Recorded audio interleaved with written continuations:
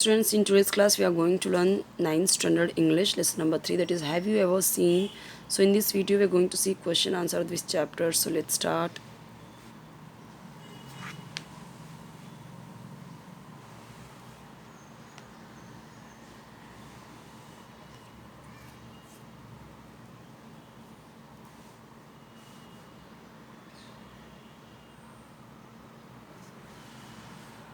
तो ये पोएम है, बहुत ही लेंदी चैप्टर नहीं है, ज़्यादा क्वेश्चन आंसर नहीं है इसमें।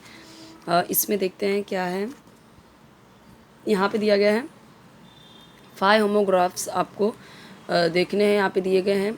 Right 2 sentences of your own to bring out the difference in meaning, जो मीनिंग में अलग आना चाहिए। तो देखिए जैसे बो दिया हुआ है। अब the Prince slowly put down the bow and arrow. बो का मतलब होता है धनुष और एरो का मतलब तीर। अब ये तो हो गया धनुष वाला।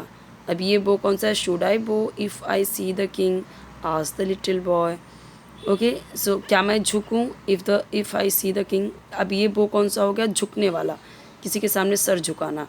ठीक है, जैसे राजा आते हैं तो हम क्या करते हैं? अपना सर नीचे झुकाते हैं, वो वाला मतलब सर झुका के सलामी करते हैं या उनको प्रणाम करते हैं, वो बो।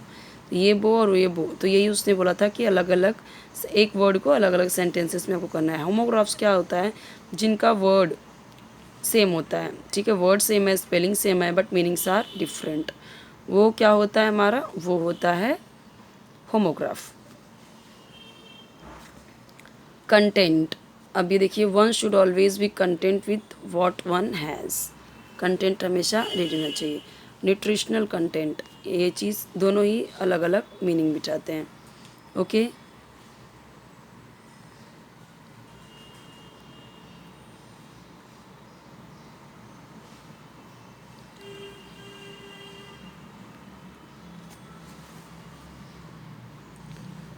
अब यहाँ पे भी ऐसा ही क्वेश्चन है।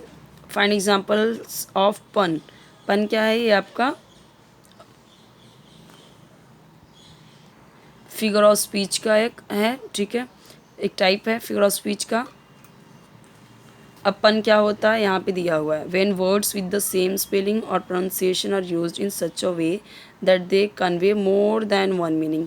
है तो एक वर्ड, एक ही मीनिंग है उसका, लेकिन मतलब स्पेलिंग सेम है, प्रोनाउंसिएशन सेम है, बट उसकी मीनिंग अलग अलग तरीके से आ रही है, तो उसको क्या बोलते हैं? वो पन होता है। कुछ एग्जाम्पल दिए हैं, जैसे यहाँ पे देखो, where do you find giant snails on the ends of giants fingers. तो ये सब यहाँ पे देखिए दिया गया है। तो ये कुछ उसके एग्जाम्पल्स हैं। Write down 3-4 examples of interrogation used in poetry. तो यहाँ पे देखिए दिया गया इंट्रोगेशन और रेटोरिकल। तो देखो जो ये क्वेश्चन मार्क दिए गए हैं, ये सब क्या है? रेटोरिकल हैं या इंट्रोगेशन, दोनों एक ही का नाम है।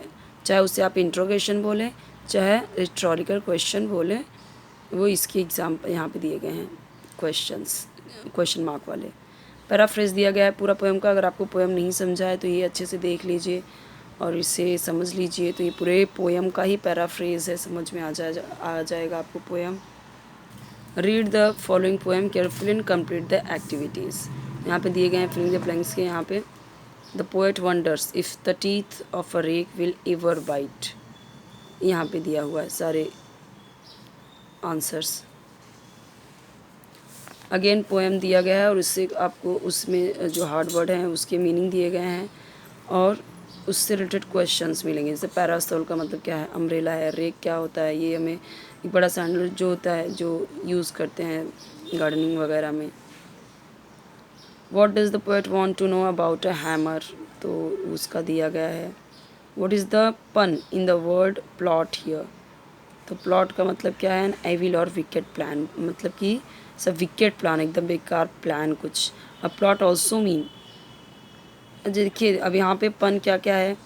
प्लॉट क्या होता है? प्लॉट मीन एक एविल विकेट प्लान, और प्लॉट का मतलब एक गार्डन का एरिया भी होता है कहीं जो, ठीक है, प्लॉट बड़ा सा ज़मीन वो भी होता है। तो यहाँ पे 2 मीनिंग निकल रहा है प्लॉट का, एक वर्ड के 2 मीनिंग निकल रहे हैं। तो यही क्या है? पन का एग्जाम्पल है।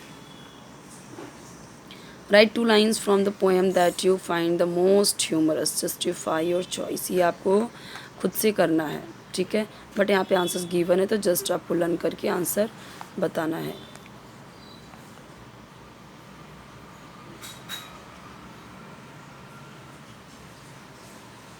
यहाँ पे देखिए इंटरोगेशन का, पन का एग्जाम्पल, पर्सोनिफिकेशन का एग्जाम्पल, यहाँ पे अलिट्रेशन का एग्जाम्पल, सारे बहुत इजी हैं, ठीक है। अलिट्रेशन में क्या होता है, हम क्या देखते हैं कि बार बार एक ही से यूज़ होता है। जैसे एच, यहाँ पे H, hair, hammer, head, H से, ओके। उसके बाद यहाँ पे देखिए ट्रंक, ट्री, उसके बाद यहाँ पे बर्च, बाग, तो बी यहाँ पे, तो ये हो गया। अब पर्सोनिफिकेशन क्या है, has the foot of the mountain any toes, तो अब यहाँ पे फुट, टोज, माउंटेन को दिखाया जा रहा है, तो इनको होता है क्या, नहीं होता है, ये पर्सोनिफाई किया गया है। Does the needle ever wink its eye, तो क्या जो नीडल होती है क्या कभी अपनी आईज विंक करती है, तो नहीं करती, क्योंकि वो हम बोलते हैं जो उस नीडल का होल होता है उससे हम उसका बोलते हैं नीडल आई, बट वो उसकी आई है क्या, नहीं है। तो ये एक पर्सोनिफाई किया गया है, ये इंसानों मतलब पर्सोनिफाई किया गया है।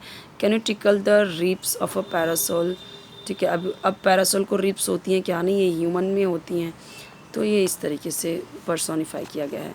इंट्रोगेशन वही जो क्वेश्चन मार्क आया, पन जो एक वर्ड का दो मीनिंग निकल रहा है, ठीक है, पन का, ओके।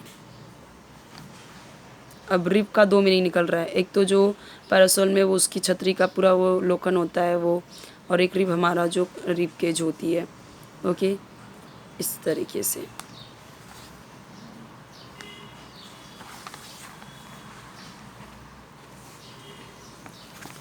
यहाँ पे गिवन है हमारा, ये है अप्रिसिएशन, और अप्रिसिएशन आपको याद करने की ज़रूरत नहीं होती है, कितना याद करेंगे, इतने पोएम्स दिए होते हैं, लेकिन अगर आप समझ लेते हो तो वो आप लिख सकते हो। तो पहले हमेशा आपको ये पॉइंट्स दिए जाते हैं, 9th में भी 10th में भी एग्ज़ाम में आपको पॉइंट्स दिए जाते हैं, बस उसी के हिसाब से आपको लिखना होता है। पोएम का नाम याद होना चाहिए, राइटर का नाम याद होना चाहिए, राइम स्कीम तो पोएम दिया हुआ है उसमें से आप ढूंढ लोगे, ठीक है, और बाकी चीज़ें आप पोएम में से कर लोगे क्योंकि पोएम दिया जाएगा, बट राइटर का नाम और पोएम का नाम ज़रूरी होता है।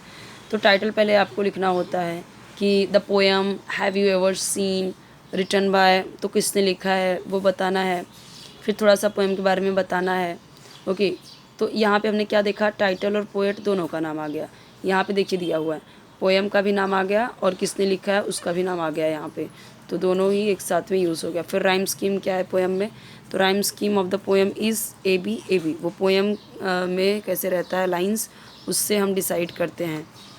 सो ये बहुत इजी होता है हमें जानना कि क्या उसके कैसे हैं। अभी जैसे यहाँ पे बेड, हेड सेम हुआ, तो अगर इसको ए नाम दिया तो ये भी ए ही जा रहा है, टोज, होज, तो बी, ए बी ऐसे जा रहा है, तो ये हमें समझना होता है।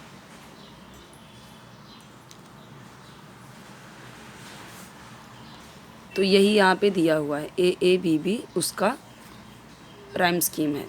There are several figure of speech, कई सारे फिगर ऑफ स्पीच है, एक दो आया नहीं है, एक दो आया है तो आप लिखोगे उसका नाम लिखोगे, ओके। दो ही है तो देर आर जैसे बोल दिया पन and personification figure of speech, but ज़्यादा है तो आप सेवरल लिख दिए। तो कैसे कौन कौन सा है, personification, alliteration, in addition to the puns, ये भी है। So one of them is interrogation, ये भी है, तो यहाँ पे उसका भी एग्जाम्पल बता दिया, ओके। अब यहाँ पे थीम पूछ रहा है, सेंट्रल आइडिया पूछ रहा है, तो सेंट्रल आइडिया ये है। वोकैबुलरी फोकस, तो यहाँ पे देखिए दिया हुआ है स्टेंजा फर्स्ट, सेकेंड, थर्ड, अब यहाँ पे पूरा दिया गया है। एक मीनिंग बेड का, पीस ऑफ फर्नीचर। एक क्या आया, बॉटम ऑफ द रिवर सी, यानी समुंदर के समुंदर, रिवर जो भी है नदी, उसके नीचे का बॉटम वाला पार्ट को भी हम बेड बोलते हैं, river bed, sea bed, okay. Head, upper part of human body, a part of hammer with which we hit a nail, तो ये अलग अलग पूरा दिया गया है। क्या डबल मीनिंग आया है एक ही वर्ड का, वो पूरा यहाँ पे एक्सप्लेन करके गिवन है, ओके। सो यहाँ पे हमारा ये चैप्टर भी कंप्लीट होता है। नेक्स्ट चैप्टर हम देखेंगे नेक्स्ट वीडियो में। यहाँ पे थोड़ा सा और जो दिया गया वो भी देख लीजिए आंसर। यहाँ पे filling the blanks in the sentences using appropriate words for the brackets, to make puns.